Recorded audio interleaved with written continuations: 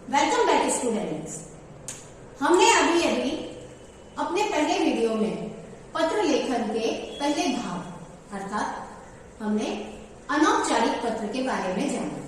छात्रों, पत्र लेखन के इस दूसरे भाग में अब हम बढ़ेंगे औपचारिक पत्र की तरफ। विद्यार्थियों, पत्र लेखन के भाग 2 में औपचारिक पत्र के बारे में हम यह जान लें कि जिस तरह से आपने इसके पहले वीडियो में देखा कि अनौपचारिक पत्र लेखन करते समय हमने जो भी लेखन की गतिविधियों का आरंभ किया है वह अपने बाएं ओर से आरंभ किया है। ठीक वही बात हमें यहाँ पर भी ध्यान में रखनी है, तो इस एक बात को तो आप हमेशा याद रखेंगे। चलिए तो फिर बढ़ते हैं, हम औपचारिक पत्र के बारे में जान लें। छात्रों, औपचारिक पत्र अर्थात फॉर्मल लेटर, औपचारिक पत्र हम कब लिखते हैं उसके बारे में कुछ सामान्य सी विशेषताओं को जान लेते हैं। औपचारिक पत्र में जो पत्र लिखने वाला व्यक्ति होता है उसका संबंध किसी के साथ नहीं होता है। अगर संबंध होता भी है तो उस संबंध को पत्र लेखन में दिखाया नहीं जाता है। इसमें नियमों का पालन होता है। जब इनफॉर्मल लेटर अर्थात औपचारिक पत्र लेखन किया जाता है तो इसमें कुछ नियम्स होते हैं, कुछ नियम, रूल्स, रेगुलेशंस होते हैं, उनका हमें प्रयोग करना आवश्यक होता है। पत्रों को लिखते समय बहुत ही सावधानी बरतनी पड़ती है। औपचारिक पत्र लेखन करते समय हमें बहुत ही ध्यान देना पड़ता है, सावधानी पूर्वक पत्र लेखन करना होता है। भाषा शैली भी औपचारिक ही होती है। औपचारिक पत्र की जो भाषा शैली अर्थात जिस तरह की भाषा का प्रयोग हम लेखन करते समय करते हैं वह फॉर्मल होती है, अर्थात हमें उसमें फॉर्मल लैंग्वेज में राइटिंग करनी होती है, यानी उसमें हमें औपचारिकताओं को निभाना आवश्यक होता है। चलिए, अब जो औपचारिक पत्र होते हैं वे किस तरह के पत्र होते हैं, कैसे उसके उदाहरण होते हैं, जान लेते हैं उसके बारे में। औपचारिक पत्रों में प्रार्थना पत्र आते हैं। प्रार्थना पत्र जैसे कि शिकायत करना, जिसे हम शिकायती पत्र भी कहते हैं। जैसे मान लीजिए बच्चों कि आपके घर में जो पाइपलाइन कनेक्शन है उसमें कुछ दिनों से दूषित पानी का आगमन हो रहा है, अर्थात दूषित पानी आ रहा है, और उसका परिणाम क्या हो रहा है कि घर में और जहां कहीं भी इस पानी की सप्लाई की जा रही है उस पानी का उपयोग करने से लोग बीमार हो रहे हैं। तो आपका यहाँ पर क्या काम होता है कि आप इस दूषित पानी को बंद करवाने के लिए जो पानी के प्रबंधक हैं उनके लिए अर्थात बृहत मुंबई महानगर पालिका के लिए आप एक शिकायती पत्र लिखेंगे। तो इस तरह के जो पत्र होते हैं वे आते हैं प्रार्थना पत्र के अंतर्गत। अगला है सुधार। जैसे मान लीजिए आपके घर के आसपास की कुछ सड़क के अंदर कोई विकार आ गया है, सड़क टूटी हुई है, या फिर जो नाले बहते हैं घर के आसपास वे खुले हैं, वहां पर पानी जो है इकट्ठा हो रहा है, गड्ढा बन गया है, इस तरह की शिकायत करते हुए हम प्रार्थना के दौरान प्रार्थना करते हुए सुधार करने के लिए हम पत्र लिख सकते हैं। आवेदन के लिए लिखे जाने वाले पत्र, जब आप किसी तरह की नौकरी के लिए अपनी एप्लीकेशन करते हो यानी आवेदन करते हो तो उसके लिए भी पत्र लिखा जाता है, वह प्रार्थना पत्र के अंतर्गत आता है।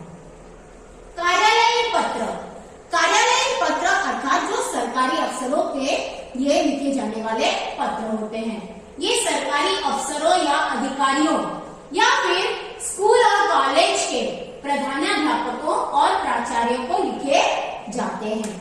अर्थात आप अपने स्कूल के लिए कोई पत्र लिख रहे हो तो वह स्कूल के दफ्तर की तरफ, अर्थात स्कूल के दफ्तर में जो हमारे हेड होते हैं वे होते हैं हमारे प्रिंसिपल यानी प्रधानाध्यापक, और उससे अधिक और ऊंचे पद पर है तो प्राचार्य। इस तरह से जो लिखे जाने वाले पत्र होते हैं वे होते हैं कार्यालयीन पत्र। अगला है व्यावसायिक पत्र।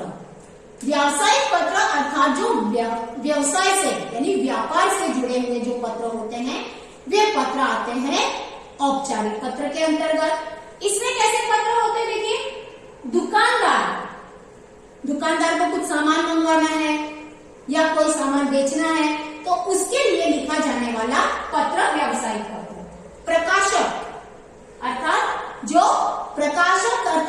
प्रकाशन करते हैं, जैसे कि पुस्तकों का प्रकाशन हो रहा है या फिर न्यूज़पेपर में कुछ आपको छपवाना है तो उसके लिए किया जाने वाला जो पत्र लेखन होगा वो व्यावसायिक पत्र होगा। व्यापारी अर्थात जो व्यापार करने वाले होते हैं, कंपनी आदि को लिखे जाने वाले पत्र होते हैं वे व्यावसायिक पत्र। व्यवसाय में सामान खरीदने व बेचने अथवा रुपयों के लेन देन के लिए जो पत्र लिखे जाते हैं वे व्यावसायिक पत्र अर्थात औपचारिक पत्र कहलाते हैं। तो छात्रों, औपचारिक पत्र के अंतर्गत प्रार्थना पत्र, कार्यालयीन पत्र या फिर व्यावसायिक पत्र आते हैं। देखिए छात्रों, यहाँ पर औपचारिक पत्र के लिए एक उदाहरण के रूप में प्रश्न दिया गया है, ध्यान दीजिए सभी।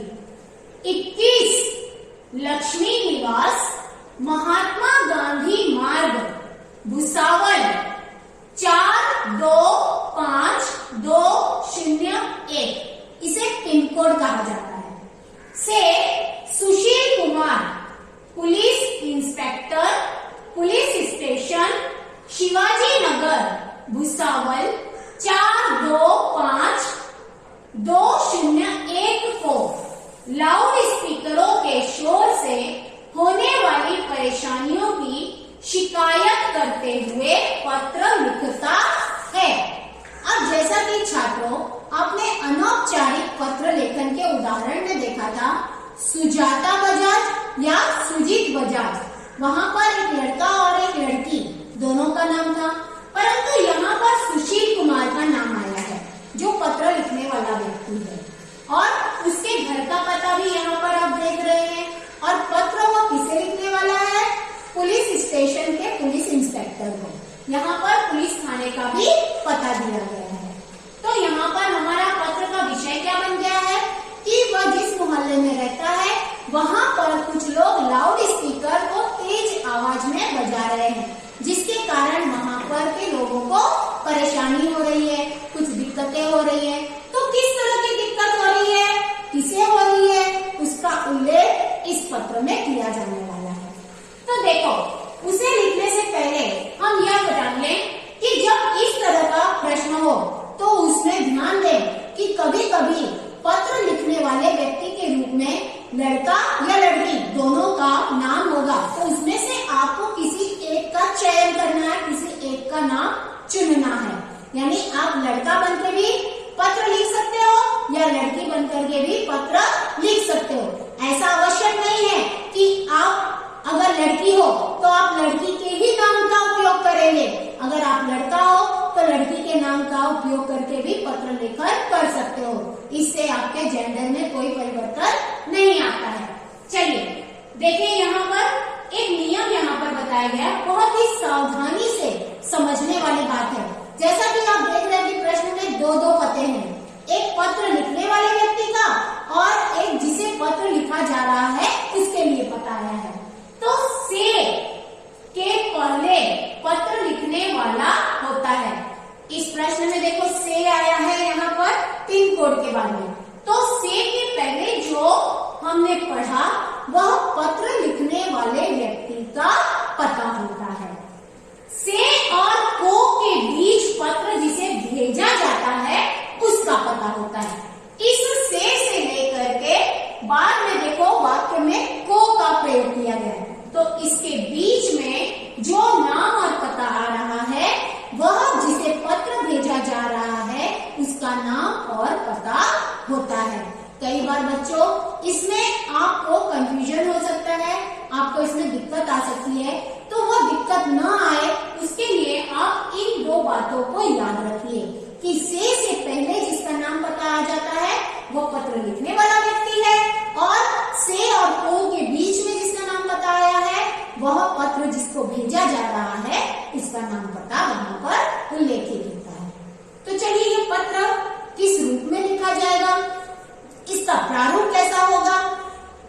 पत्र है तो ई पत्र के रूप में औपचारिक पत्र हम कैसे लिखेंगे उससे जान लेते हैं।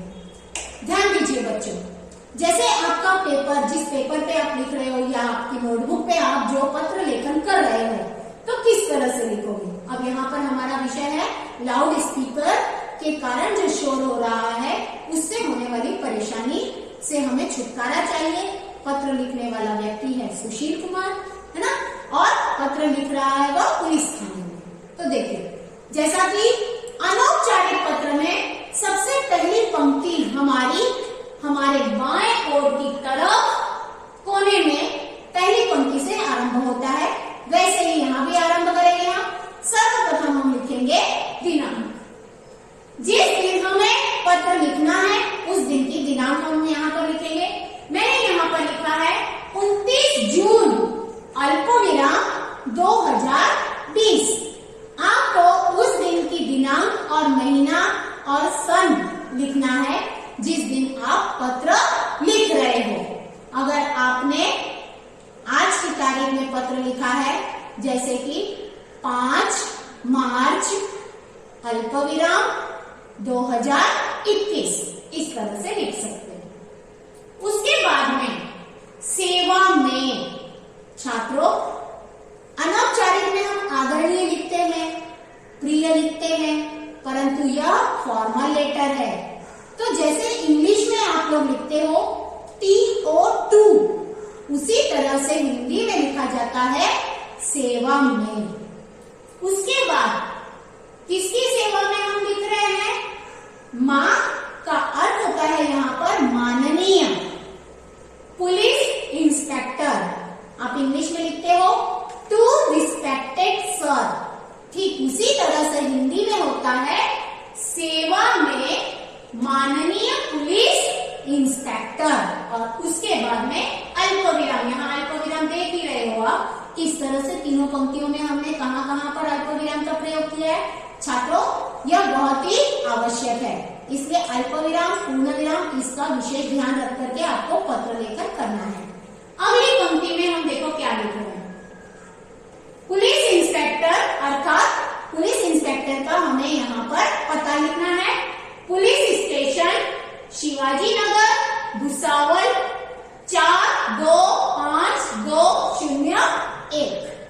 इस तरह से हमने यहाँ पर जिसे पत्र लिखना है उसके पते और नाम का प्रयोग कर दिया। अब हम लिखेंगे यहाँ पर पुलिस स्टेशन का ईमेल आईडी। जैसा कि यह आधुनिक जमाना है, इंटरनेट का जमाना है, तो तंत्र ज्ञान का प्रयोग करना है। देखिए इस तरह से हमने यहाँ पर पुलिस इंस्पेक्टर को साथ में लेकर पुलिस स्टेशन के लिए यहाँ पर ईमेल आईडी तैयार किस तरह से किया, देखिए HODPSSB@gmail.com। अब छात्रों ये हमने यहाँ पर कैसे निकाला है, यहाँ पर ईमेल आईडी कैसे तैयार किया है, उसका फुल फॉर्म आप जानिए। H पर यहाँ पर head of the department, police station Shivaji Nagar, Bhusawal. Do you understand? ठीक है, चलिए बच्चों, अब इसके आगे हम आते हैं अपने पत्र के विषय अर्थात सब्जेक्ट।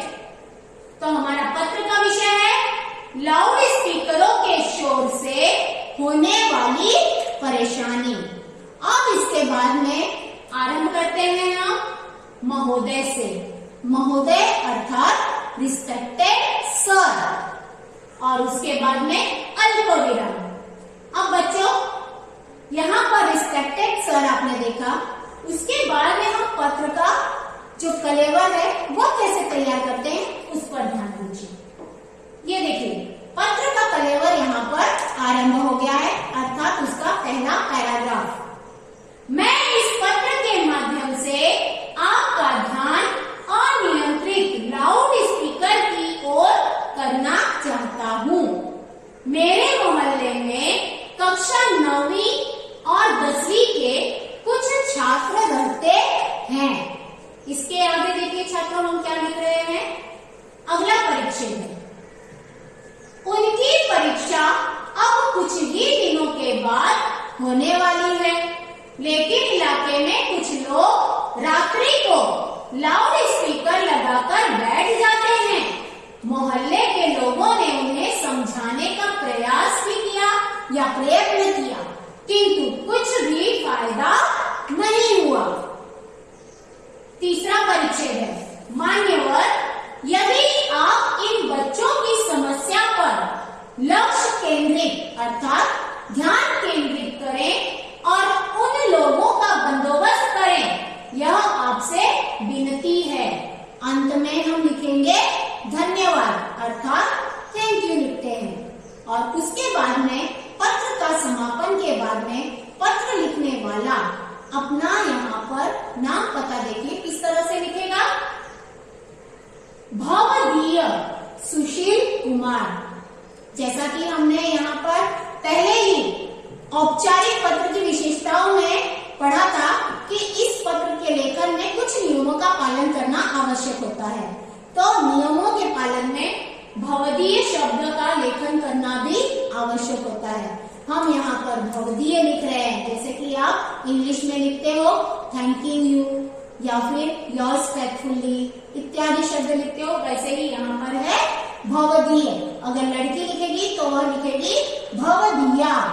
उसके बाद में अल्पविराम। पत्र लिखने वाले व्यक्ति के यहाँ पर हस्ताक्षर होंगे, वही बात यहाँ पर है, हस्ताक्षर अर्थात केवल नाम लिखना होता है। यहाँ पर हस्ताक्षर इन शॉर्ट नहीं लिखा जाता है। उसके बाद में पत्र लेखन करने वाले व्यक्ति का पता यहाँ पर आता है और ईमेल एड्रेस अर्थात उसका ईमेल आईडी यहाँ पर लिखा जाता है। 21 लक्ष्मी निवास अल्पविराम, महात्मा गांधी मार्ग अल्पविराम, भुसावल 425201। पिन कोड नंबर हमेशा 6 अंकों का होता है, ध्यान में रखिए बच्चों। उसके बाद में सुशील कुमार का हमने यहाँ पर ईमेल आईडी तैयार किया है,